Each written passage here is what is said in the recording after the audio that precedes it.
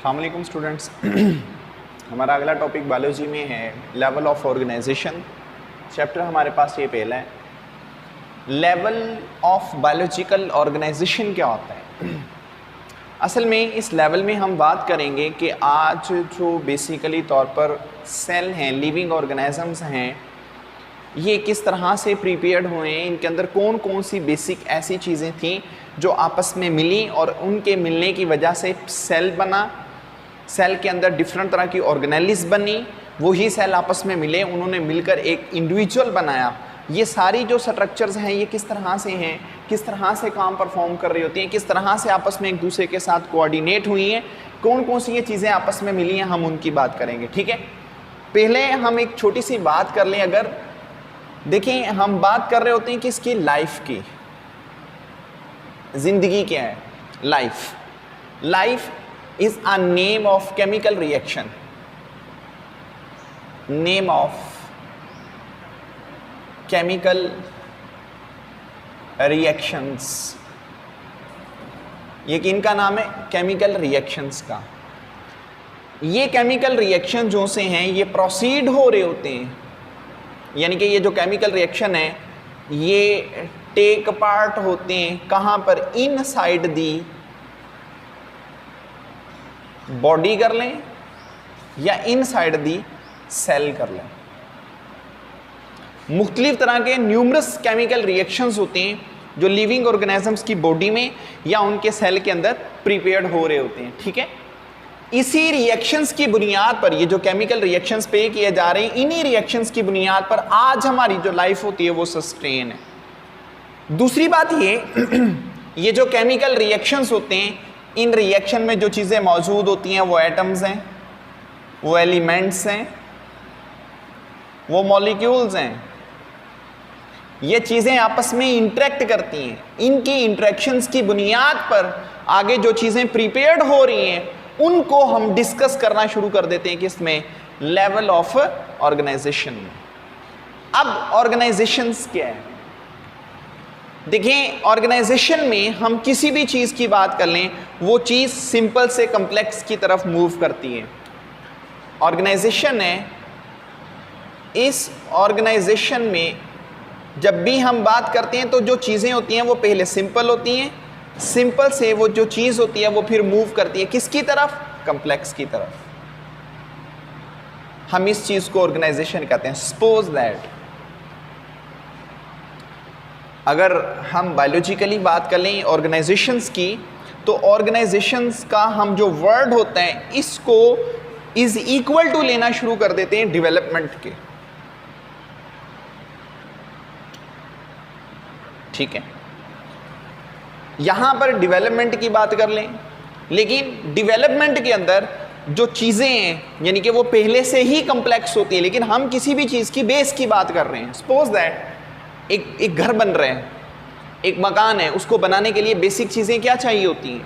उसके लिए सीमेंट चाहिए, ईंटें चाहिए, बजरी चाहिए होती है, रेत चाहिए होती है, ठीक है, मिट्टी वगैरह होती है। ये सारी चीज़ें जो सी होती हैं इन्हें ऑर्गेनाइज्ड किया जाता है, इन्हें ख़ास तरतीब में लाया जाता है, एक ख़ास पैटर्न में लाया जाता है, आपस में मिलाया जाता है। जब इनको आपस में मिलाकर एक कम्प्लेक्स स्ट्रक्चर प्रिपेयर कर ली जाती है, हम ये कहते हैं कि वो चीज़ क्या हो चुकी है? वो चीज़ एक ख़ास किस्म के लेवल पे आगे डेवलप हो चुकी है। ठीक है, बायोलॉजिकली ऑर्गेनाइजेशंस में भी कुछ ऐसी ही चीज़ें हैं, लेकिन उन चीज़ों को जब हम डिस्कस करना शुरू कर देते हैं तो उनके डिफरेंट स्टेप बनते हैं। अब वो इनके डिफरेंट स्टेप्स कौन कौन से हैं? सबसे पहली चीज़ लेवल ऑफ ऑर्गेनाइजेशंस में एटम एंड सब एटॉमिक पार्टिकल। पहली बात, एटम के लिए वर्ड यूज किया पार्टिकल का, सेल का नहीं। इसका मतलब ये हुआ एटम क्या है। देखिए, ये बात जो सारी है ये एक स्पेकुलेशन है, हाइपोथेटिकली है, आपके समझाने के लिए एक बात है। तो ये जो चीज़ है, ये जो पहला स्टेप है वो इस बात की इंडिकेशन करता है कि लाइफ नॉन लिविंग थिंग से अराइज हो रही है, हालांकि ऐसा होता नहीं है। एटम क्या है? एटम एक ग्रीक जुबान की टर्म है, एटमोस, वहां से निकला है, जिसका खुद का मानी क्या होता है? नॉन डिविजिबल स्ट्रक्चर कर लें, नॉन डिविजिबल पार्टिकल्स की बात कर लें, यानी कि ऐसी स्ट्रक्चर जो बेसिकली तौर पर तकसीम नहीं होते।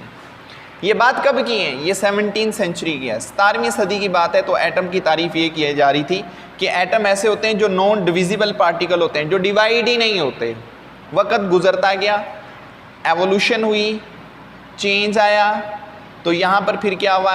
एटम, इसकी 19वीं सेंचुरी के अंदर जो तारीफ की गई वो ये कि atom is a divisible particle. Atom divisible particles होते हैं जो मज़ीद तकसीम हो सकते हैं।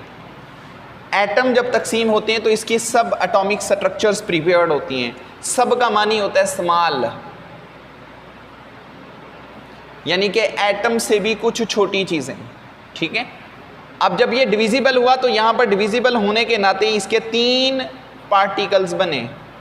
इन 3 पार्टिकल्स को 2 हिस्सों पे तकसीम कर देते हैं।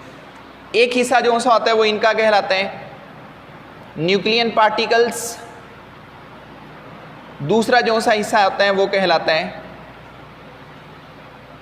Orbital particle.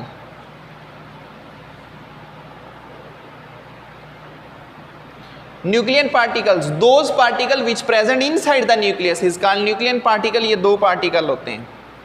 एक पार्टिकल को प्रोटॉन का नाम दिया जाता है, दूसरे पार्टिकल को न्यूट्रॉन का नाम दिया जाता है। ये 2 पार्टिकल ऐसे हैं जो न्यूक्लियन पार्टिकल्स होते हैं, जो न्यूक्लियस के इनसाइड होते हैं। प्रोटॉन्स, इन्हें सिंबलाइज्ड किया जाता है स्मॉल p के साथ, और प्रोटॉन पे हमेशा पॉजिटिव चार्ज होते हैं। न्यूट्रॉन्स, इन्हें सिंबलाइज्ड किया जाता है स्मॉल n के साथ, और इनके ऊपर कोई भी चार्ज नहीं होता, ये न्यूट्रल होते हैं। ऑर्बिटल पार्टिकल सिर्फ एक ही होता है। ऑर्बिट कहते हैं कि इन्हें आउटर शेल को, ठीक है। ऑर्बिट पार्टिकल एक ही होता है जिसका नाम है इलेक्ट्रॉन्स। इलेक्ट्रॉन्स, इन्हें सिंबलाइज्ड किया जा रहा होता है स्मॉल e के साथ, और इनके ऊपर चार्ज होता है माइनस। सपोज हमारे पास एक एटम है, चले फ़र्ज़ कर लें ये हमारे पास एक एटम है। इस एटम के दरमियान में जो चीज़ मौजूद है वो न्यूक्लियस, ये इसका न्यूक्लियस है, जिसके अंदर 2 चीज़ें होगी, न्यूक्लियन पार्टिकल जिन्हें बोला जा रहा है प्रोटॉन और न्यूट्रॉन्स, ठीक है। और ये वाले इनके क्या होते हैं? इन्हें ऑर्बिट कहते हैं। ये इनके मदार होते हैं, इन्हें शेल बोला जाता है। इसके अंदर जो चीज़ रिवॉल्व कर रही होती है वो इलेक्ट्रॉन्स होते हैं। वो इलेक्ट्रॉन्स यहाँ पर घूम रहे होते हैं, ठीक है जी। ये तो था हमारा एटम्स और सब एटॉमिक पार्टिकल्स, ये पहला लेवल था। यानी कि इसका मतलब ये हुआ, जब हम लिविंग ऑर्गेनिजम्स की बात करेंगे हम उन्हें रिप्रेजेंट करेंगे मैटर के लिहाज से। मैटर, मादा, हम ये जानते हैं मैटर जो सा होता है इसकी बेसिक एक स्ट्रक्चर होती है जिसे हम नाम देते हैं किसका? एटम का। यानी कि मैटर जिस चीज़ पे कंसिस्ट करता है वो एटम है। तो इसका मतलब ये हुआ कि जैसा कि हम भी मैटर हैं तो हमारे अंदर जो सबसे पहली चीज़ प्रिपेयर्ड हुई वो हमारे पास एटम्स हैं। एटम आपस में मिलकर फिर आगे एक स्ट्रक्चर्स बना रहे हैं, ठीक है। ये पहला एटॉमिक लेवल, ये पहला ऑर्गेनाइजेशन लेवल था। अब सेकेंड ऑर्गेनाइजेशन लेवल है जिसको इसी एटॉमिक में मर्ज किया हुआ है, तो हम उसे एक सेपरेट लिख लेते हैं, एलिमेंटल लेवल। देखिए मैंने आपको पहले एक बात बताई कि हमारी लाइफ में बहुत सारे केमिकल रिएक्शंस होते हैं। उन केमिकल रिएक्शंस के अंदर जो चीज़ें टेक पार्ट करती है ज़्यादातर वो कौन सी हैं? वो ये हमारे एलिमेंट्स होते हैं, ठीक है। अब एलिमेंट्स क्या हैं? जब सिमिलर एटम्स ये कंबाइन होते हैं, ये आपस में मिलते हैं, इनके मिलने की वजह से जो चीज़ प्रिपेयर्ड होती है उस चीज़ को नाम दिया जाता है किसका? एलिमेंट का, ठीक है जी। एटम आपस में मिले, इन्होंने मिलकर क्या बनाया? एलिमेंट बनाया। दूसरी बात ये जो एलिमेंट होते हैं कभी भी ऐसा नहीं हुआ कि ये जो एलिमेंट होते हैं ये आइसोलेटेड फॉर्म में हो, ये आइसोलेटेड फॉर्म में नहीं होते, ठीक है। ये हमेशा बाउंडेड फॉर्म में होते हैं। अब ये जो एलिमेंट्स हैं इनकी डिफरेंट प्रॉपर्टीज होती हैं। हर एक एलिमेंट जो सा होता है वो डिफरेंट होता है, इनकी डिफरेंट प्रॉपर्टीज होती हैं, ठीक है। जब इनकी डिफरेंट प्रॉपर्टीज़ होती हैं फिर हमारे पास जो एलिमेंट्स हैं वो भी डिफरेंट होते हैं, एक एलिमेंट नहीं होता। चलें अगर हम बात कर लें, सपोज एग्जाम्पल हमारे पास टोटल 118 एलिमेंट्स हैं केमिस्ट्री के लिहाज से पीरियोडिक टेबल में। इन 118 एलिमेंट को अगर डिवाइड कर दें तो इसके दो हिस्से बनते हैं। एक हिस्सा जो सा होता है वो नेचुरल एलिमेंट्स का होता है जो कुदरती तौर पर मौजूद होते हैं, एक वो होते हैं जो आर्टिफिशियली होते हैं। जो आर्टिफिशियली होते हैं वो लैब प्रिपेयर्ड होते हैं। नेचुरली तौर पर जो मौजूद हैं वो 92 एलिमेंट्स होते हैं, लेकिन जो लैब में होते हैं वो 26 एलिमेंट्स होते हैं। बात हम करेंगे नेचुरल एलिमेंट्स की। ये जो नेचुरली एलिमेंट्स होते हैं इनको अगर हम तकसीम कर दें, चलें आप ऐसा करें कि जो नेचुरल एलिमेंट्स होते हैं जो नेचुरली तौर पर मौजूद होते हैं, जो 92 एलिमेंट्स हैं, इनमें से हम बात करेंगे किन की? बायो एलिमेंट्स की। What do you mean by bio elements? ये क्या होते हैं? Bio elements, those elements which make our life, which make life of organisms, which make life of living things is called bio elements. ठीक है, इन bio elements की बात करते हैं तो 16 बायो एलिमेंट्स होते हैं। इन 16 बायो एलिमेंट्स को हम दो हिस्सों पे तकसीम कर देते हैं। एक जो एलिमेंट्स होते हैं उन्हें कहा जाता है ट्रेस बायो एलिमेंट्स, एक जो से होते हैं वो कहला जाते हैं मेजर बायो एलिमेंट्स। ये दो होते हैं। जो ट्रेस हैं इनकी क्वांटिटी कम होती है लेकिन नेसेसरी होते हैं। इनकी जो क्वांटिटी है वो कम होती है लेकिन ज़रूरी है, लेकिन इनकी जो क्वांटिटी होती है वो ज़्यादा होती है।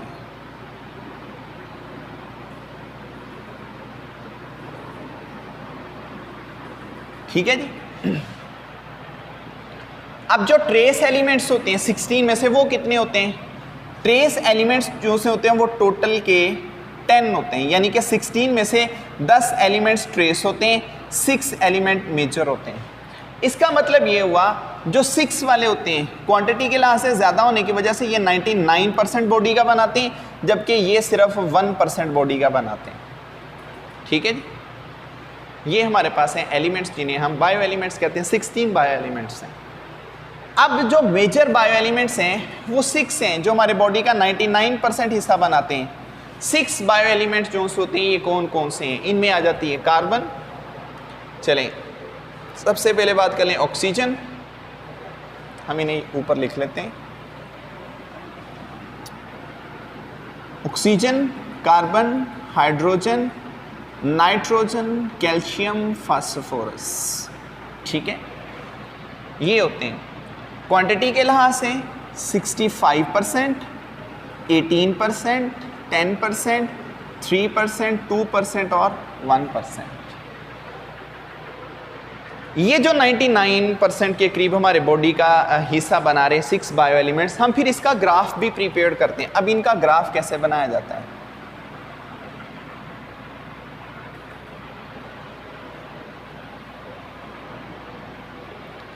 यहां पर हमारे पास होती है percentage of elements, sorry percentage of elements.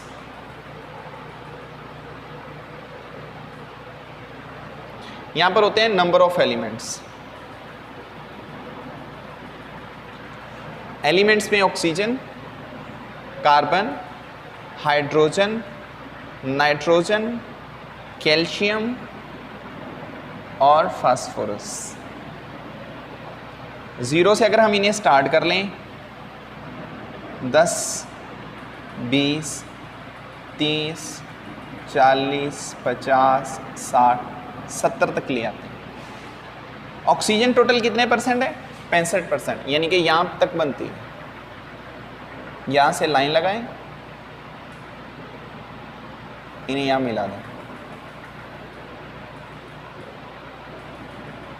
ये हमारे पास होगी ऑक्सीजन 65%, 65%। कार्बन है 18%, यानी कि अप्रॉक्सीमेटली 18% यहाँ पर बनता है।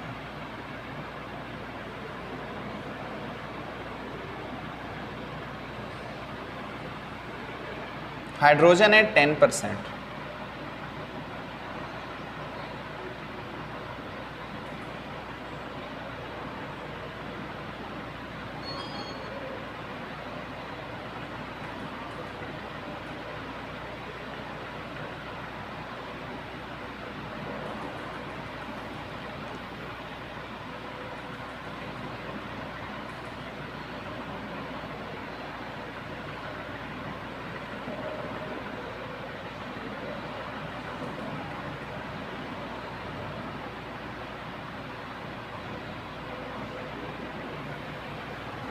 ये हमारे पास ग्राफ है जो 6 मेजर एलिमेंट्स का होता है जो हमारे बॉडी का 99% हिस्सा बनाते हैं। ठीक है, देखिए जो ट्रेस है, हम ये नहीं कहेंगे कि जो ट्रेस है वो हमारे बॉडी के लिए ज़रूरी नहीं है, वो भी बहुत ज़रूरी है। सपोज दैट ट्रेस जो से हैं, ट्रेस इन्हें क्यों कहते हैं? क्योंकि ये असल में पॉइंट्स में, यानी कि इनकी परसेंटेज थोड़ी सी कम होती है। ज़रूरी हैं ये भी, जैसा कि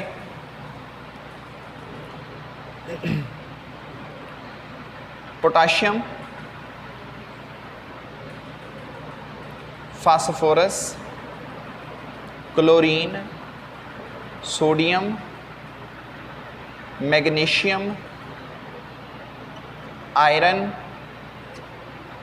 पोटाशियम की बात कर लें 0.35%, 0.25%, 0.15%, 0.15%, 0.05%, 0.004%। ठीक है, ये असल में पॉइंट्स में आ जाते हैं, ये ट्रेस हैं। अगर आप ये बात करो कि इनका ज़रूरी नहीं है तो गलत बात।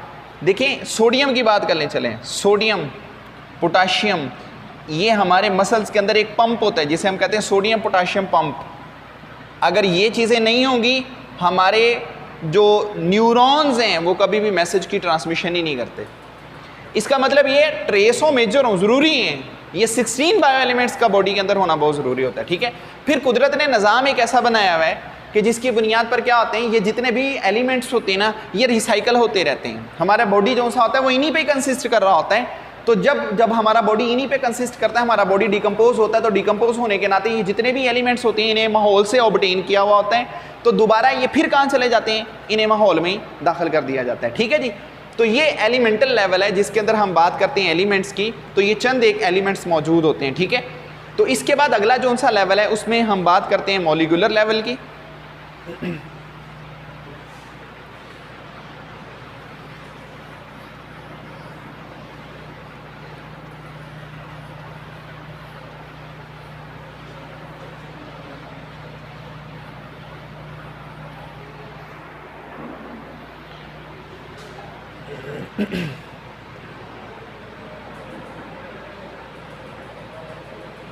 मॉलिक्यूलर लेवल, देखिए मैं आपको ये पहले भी बता चुका हूं, ये जो एलिमेंट्स होते हैं ये आइसोलेटेड फॉर्म में नहीं रह सकते। जो एलिमेंट्स हैं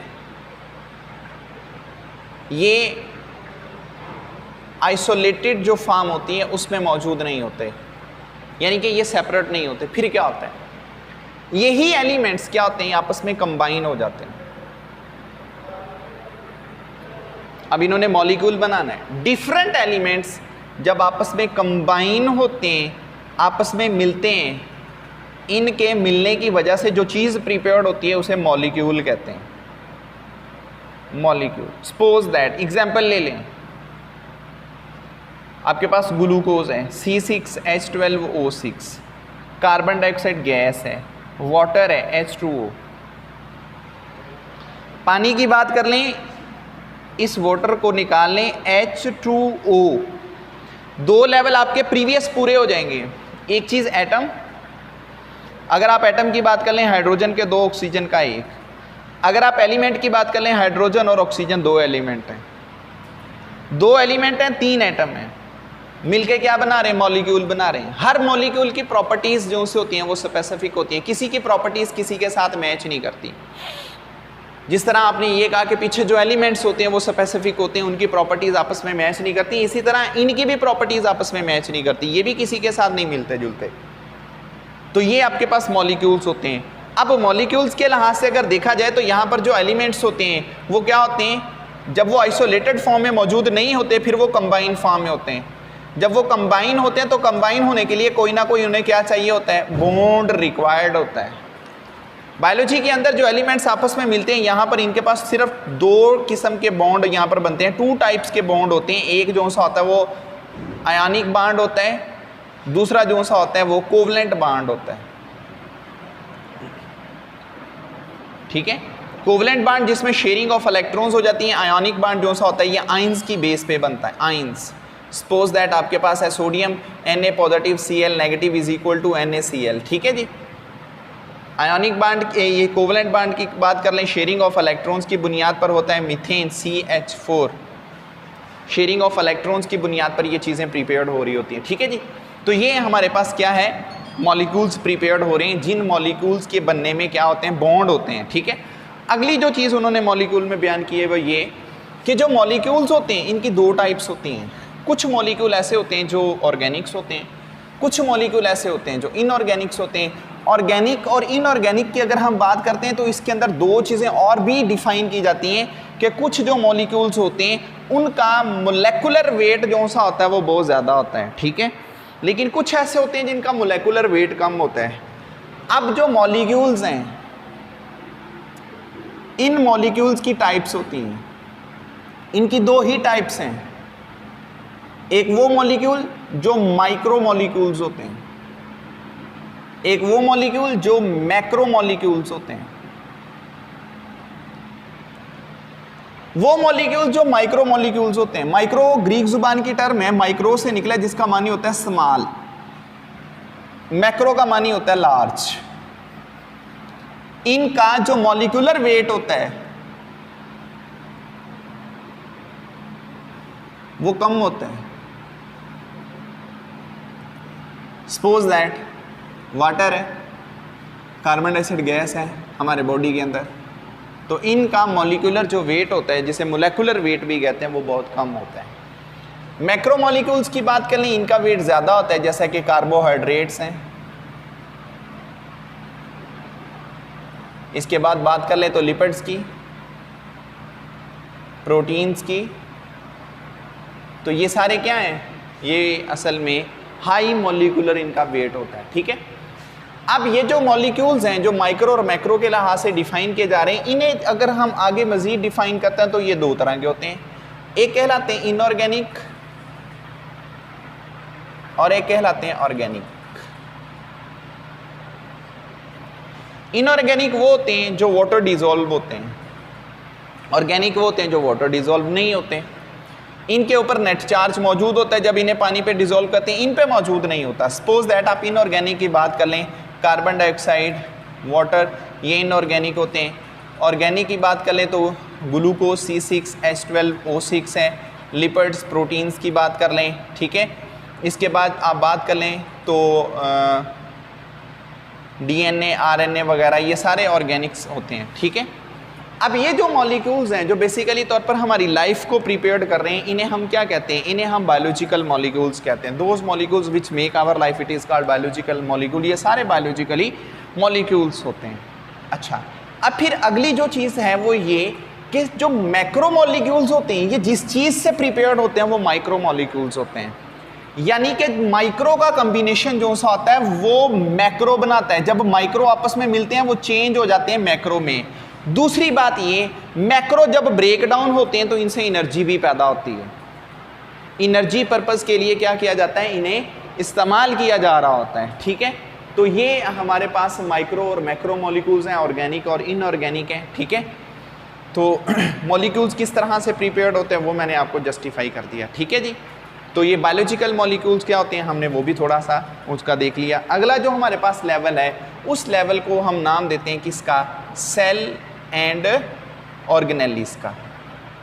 अब यहाँ पर दो बातें हैं, पहली बात ऑर्गेनेली, दूसरी बात सेल। चलें सबसे पहले ऑर्गेनेली की बात करते हैं।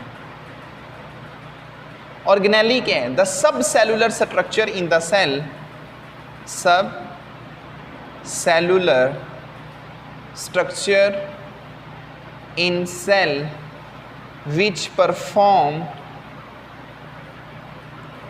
specific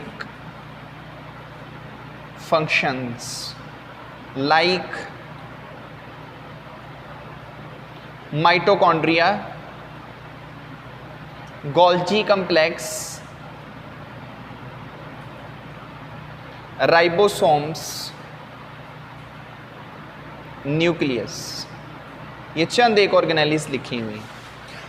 ये जो ऑर्गेनेलीज हैं हर ऑर्गेनेलीज की बनावट अलग होती है। यानी कि अब आप क्या कहते हो, आप कहते हो ऑर्गेनेलीज ये स्पेसिफिक होती हैं, ऑर्गेनेलीज जो सी हैं ये मखसूस होती हैं, ये स्पेसिफिक होती हैं। जब ऑर्गेनेलीज स्पेसिफिक होती हैं ये दो बातों के लिए स्पेसिफिक हो जाती हैं, एक इनकी जो स्ट्रक्चर है वो स्पेसिफिक, एक इनकी जो शेप है वो स्पेसिफिक, यानी कि सॉरी इनकी फंक्शन, स्ट्रक्चर के बाद इनके जो फंक्शन है वो भी स्पेसिफिक होते हैं। बिल्कुल उसी तरह जिस तरह आपने एलिमेंट्स का कहा वो स्पेसिफिक होते हैं, इसके बाद आपने कहा कि उनके स्ट्रक्चर उनके फंक्शन स्पेसिफिक होते हैं, फिर आपने कहा इनके बाद मॉलिक्यूल्स हैं वो स्पेसिफिक होते हैं। सिमिलरली ऑर्गेनेलीज भी स्पेसिफिक होती हैं अपनी स्ट्रक्चर के लिहाज से, अपने फंक्शन के लिहाज से। सपोज कर लें,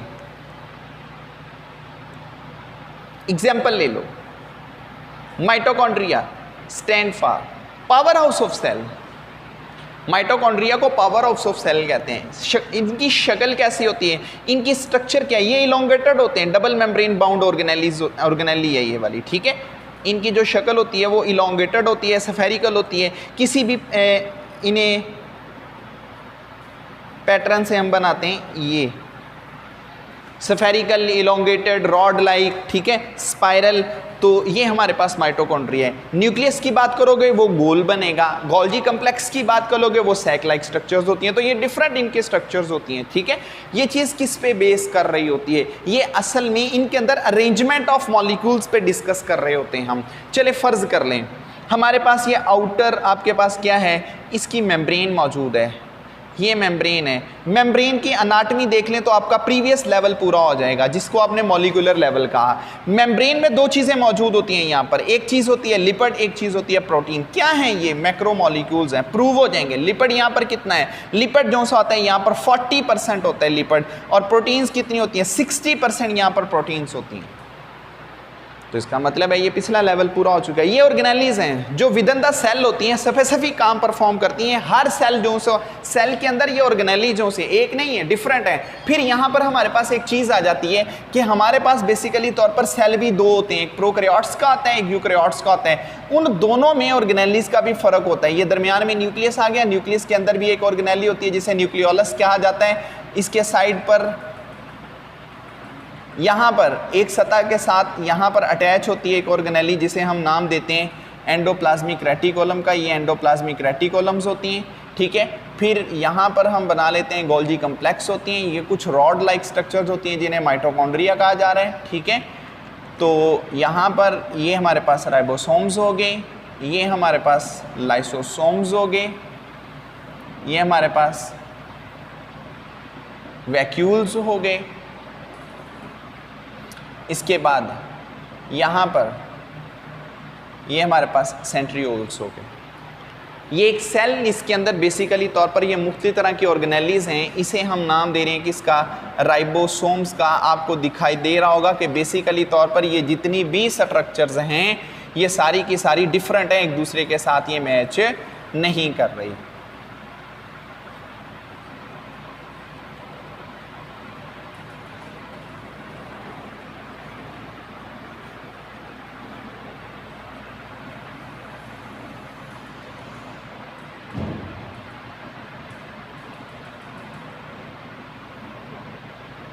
ठीक है जी। तो ये सेल के अंदर ऑर्गेनेलीज होती हैं। अब अगली जो चीज़ है वो है सेल। What is cell? देखें सेल क्या है। Cell is a structural and functional unit of life when different organelles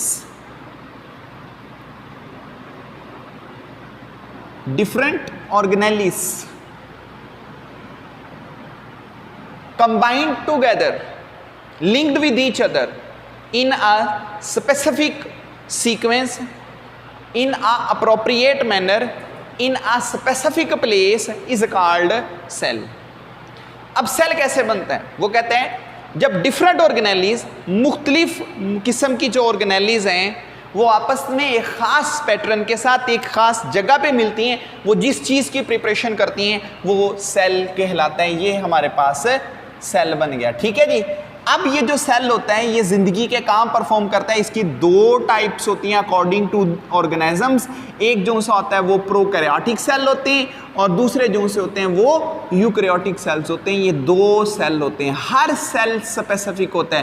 prokaryotes के करैक्टरिस्टिक्स और होते हैं, यूकैरियोट के करैक्टरिस्टिक्स और होते हैं। हमारी बॉडी के अंदर एक किस्म का सेल नहीं है, 200 डिफरेंट काइंड के सेल्स मौजूद हैं। हमारे सेल के अंदर जो ऑर्गेनेलिज हैं वो भी बहुत ज़्यादा होती हैं, जबकि जो प्रोकैरियोट्स होती हैं उनकी बॉडी में बहुत कम ऑर्गेनेलिज मौजूद होती हैं। तो ये दोनों का एक डीप डिफरेंस होता है। तो जब ऑर्गेनेलिज आपस में मिलती हैं तब सेल प्रीपेयर्ड होते हैं। तो सेल जो होते हैं वो 2 किस्म के ही होते हैं, एक प्रोकैरियोटिक होता है, एक यूकैरियोटिक होता है। और उसके अंदर कुछ ऐसे फीचर्स हैं जो एक दूसरे के साथ मैच नहीं कर रहे हैं, लेकिन कुछ ऐसे फीचर्स होते हैं जो एक दूसरे के साथ मैच करते हैं, जो एवोल्यूशनरी तौर पर एक चीज़ देते हैं कि जो ये स्ट्रक्चर्स हैं ये कहीं ना कहीं ऐसी जगह से अराइज हुई हैं जिनका एंसेस्टर एक होता है। ठीक है जी। इसके बाद हमारा अगला टॉपिक टिश्यू लेवल का होगा, वो फिर हम इंशाल्लाह अगले अपने नेक्स्ट लेक्चर में करेंगे।